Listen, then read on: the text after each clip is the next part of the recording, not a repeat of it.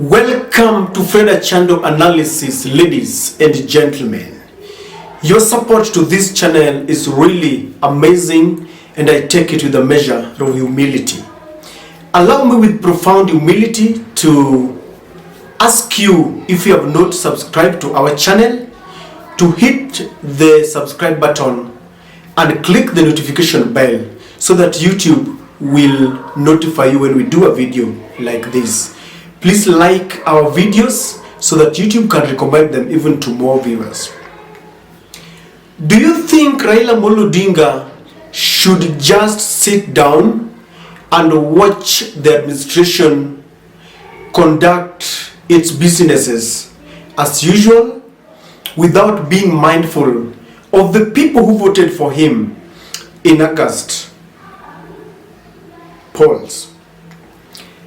Ever since Raila said that he wants to rally his support base and he wants to call Kenyans to go and compare notes as far as the running of the government is concerned, and especially the idea of kicking out the 4 dissenting IBC commissioners, the government has crafted some narratives that, to me, are a mere fallacy. And I want us to look at those narratives, and I will submit to you that by the end of this analysis, you will agree with me that these narratives were crafted long before Raila said that he wanted to go to the streets. And these narratives were crafted not by local politicians, but by the international community. The first narrative, ladies and gentlemen, is that Kenyans are tired of going to the streets, and that even if Raila calls for street peaceful picketing, that no one will attend. And I looked around when this started. When we had gone for our elections and we were waiting for the IEBC declaration of the presidential winner, none other than the US ambassador Meg Whiteman released what we call a travel advisory to the American citizens. And she told them that Kisumu was hostile and that they should not visit Kisumu. Notwithstanding that before, during and after elections, everyone, the Azimio supporters, including those who are in Kisumu, were very peaceful. And when the IEBC, when the case went to the Apex Court, Meg Whiteman again cautioned Americans against going to Kisumu, apparently because there was going to be riots and hostility. And people kept on wondering, what is wrong with the US ambassador, who told her that Kenyans in Kisumu were going to conduct themselves in a manner suggesting that they were not embracing peace. Then both the IEBC and the Supreme Court declared Ruto as the winner, and we read mischief. As if that was not enough, the UN Secretary General, Mr. Gutierrez, called Raila Odinga shortly before the Supreme Court verdict was declared. And Raila himself reveals that they talked, among other things, about the peace around Kenya, the peace in East Africa, and Raila committed to them, assured them of his commitment of maintaining peace after elections. And Gutierrez requested Raila, or rather a soft order that he gave to Raila, is that they did not want to see people in the streets, and Raila either subconsciously or knowingly concurred with them that he was not going to take people to the streets. So that was the first step, ladies and gentlemen, where both the US ambassador and the UN Secretary General were telling Raila not to go to the street, and at the same time giving travel advisory for people not to go to Kisumu because they thought there was going to be violence. So people did not go to the street. And this is because the Azimio supporters had embraced so much handshake between Uhuru Kenyatta and Raila Odinga that they thought this time round, if or when Raila wins, their win was not going to be robbed from them. And so up to the very last minute, they did go to the street because they were expecting that Uhuru, being the president, had the sword and was controlling the deep state. In Kenya, electorates have always believed that Raila win has always been robbed of him by the deep state, the police, the military, the IEBs and all this. So Ruto was very lucky to ascend to power without a single Azimio supporter going to the street. So they picked up from what Gutierrez had done. They picked up from what Meg Whiteman had said, that there was going to be riots in Kisumu. And so they said that since we have not seen anybody in the streets, then it means people are tired of Raila Odinga. I don't know whether you see the connection. And now they are saying that people are not going to go to the street because if they did not go immediately, Ruto was declared a winner, then it means they are tired. Yet the bitter truth is, were it not for the handshake, ladies and gentlemen, people would have gone to the street. That is the reality. And I have seen and heard people who criticize handshake, but handshake, even though it had its weaknesses, was the best thing that ever happened to Kenyans.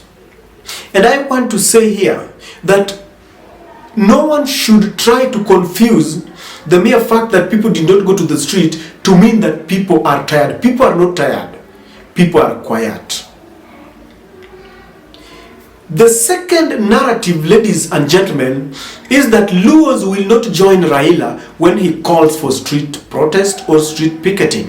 So when I heard this, I went about just doing my own scrutiny.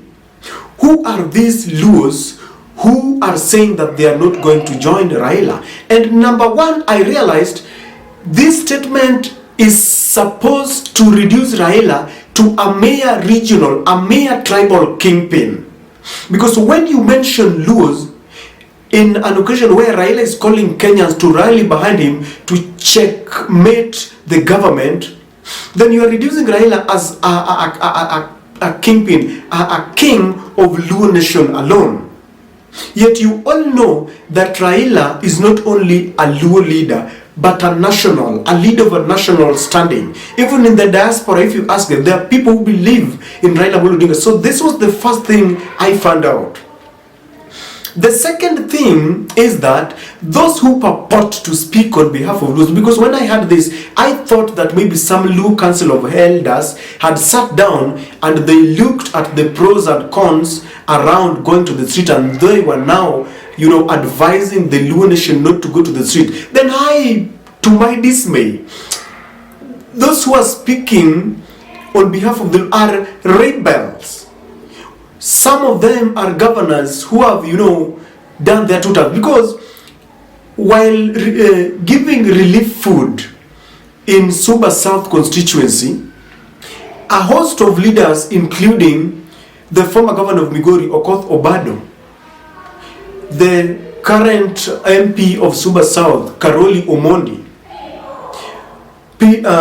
Engineer Gumbo, Outa, those who either contested on ODM tickets and they were defeated, or governors who have always been long rebellious, converged in that meeting where relief food was being distributed in some constituency in Luo land. And they were led by the ICT cabinet secretary. And this is where they released this statement that Luos are not going to join Raila Amolo Odinga when he calls for Kenyans to go on the street to compare notes.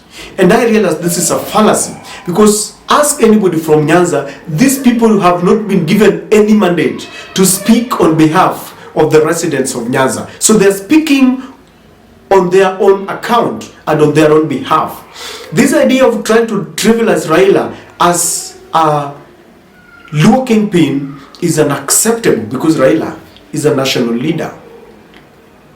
And I also had the third narrative that Raila Odinga and Kalonzo Musyoka should bring their children back home to lead demonstrations. And they're saying that Kennedy Kalonzo should come back and join demonstrations, that Winnie Odinga should come back. And those who understand the politics around Kenya will remember that Winnie Odinga has always been on the forefront. When Raila Odinga was being blocked from going to airport, when he was being blocked from, accessing town via Mombasa Road, where you remember, well, Baba, well, you are away. And there was a lot of confrontation between the police and Raila supporters. Winnie Odinga was in that convoy, all the way from the airport to town, that there was a lot of shootings and tear gas and everything. And Winnie Odinga was there. And I just wanted to ask a question. If the government feels that the protest or demonstrations, which is entrenched in our constitution, is illegal, if they feel it is illegal, then will Kennedy Kalonzo and Winnie Odinga joining the demonstrations make it legal? Because the argument around it is that they want to make Kenyans feel that Raila Odinga and Kalonzo Musyoka wants people to go to the streets to be tear gassed by the police, yet their children are given plum jobs. They are in the East African Legislative Assembly. The question that begs here is, the Constitution demands that when people go to the street for a peaceful demonstration, then the police should accord them security. Now, by this administration saying that Winnie Odinga should come back so that they can lead the demonstration, they are only confirming that they want to go and interfere with those who are peacefully demonstrating. Why? That is the reason why they are saying that Raila has taken his son, his daughter, and Kalonzo has taken his son to Iyala, yet they want other Kenyans to go for demonstrations. And I think this is a fallacy. When there is a national matter that is so weighty and delicate, people are allowed to go to the streets. And it is not about the families. Because Raila and Kalonzo can sit pretty and they will never feel the pain of hunger or joblessness or anything, the predicaments that Kenyans are going through. They are only doing this because they have about 8 million people who voted for them, and they do not want to leave them in the hands of a government which they feel is not doing things the right way. And back to my point number one, ladies and gentlemen. The narrative that Kenyans are tired was crafted by Meg Whitman, the US ambassador. And then it was carried later that now, since they did not go to the street because Meg Whitman wanted to make people think that in Kisumu there are going to be riots. Since there were no riots, now they have come back and saying that people are tired. And I want to submit to you that it is the international community that want the Cherera 4 out of their offices. It is them who started this narrative, and they are now perpetuating it using the current administration. And I think it is time that Kenyans are left to carry on with their affairs without interference from any other quarter. Let us speak the truth about demonstration. Let us tell Kenyans that it is entrenched in the constitution. And let us keep it peaceful if we have to go to the streets.